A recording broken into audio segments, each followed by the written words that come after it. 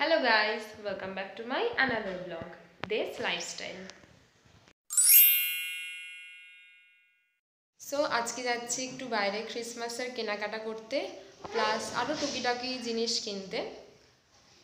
সঙ্গে থাকুন, চলুন ভিডিওটি স্টার্ট করি। আমাদের বাড়ির সামনেই একটা মন্দির স্থাপন হয়েছে কিছুদিন আগে, তখন যাওয়া হয়নি, তাই আজকে একটু দর্শন করতে গেছিলাম।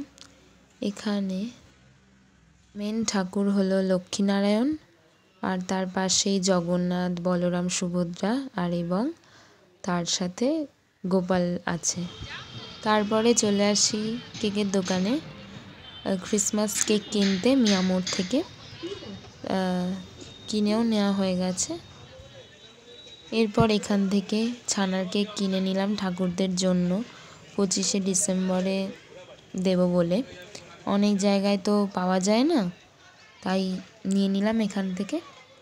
একটা দোকানে আসি যেখানে ক্রিসমাস ডেকোরেশনের সব জিনিস পাওয়া যায়। আমি একটা গাছ নিয়েছি, পরের ব্লগে সেটা আমি শেয়ার করব। আর এখানে কি সুন্দর কিউট সব সান্টাগুলো।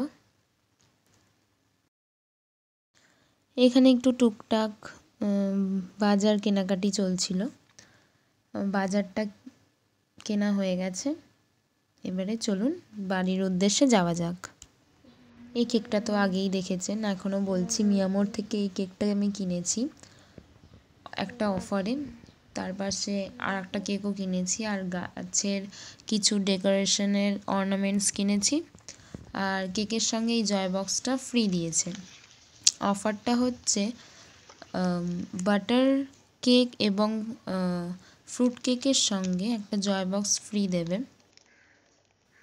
বাড়িতে একটু বেলা করে ফিরেছি, তাই দুপুরে আলু সেদ্ধ ভাত খেয়ে বিকেলে একটু টিফিন মুড়ি মাখা চা খেলাম।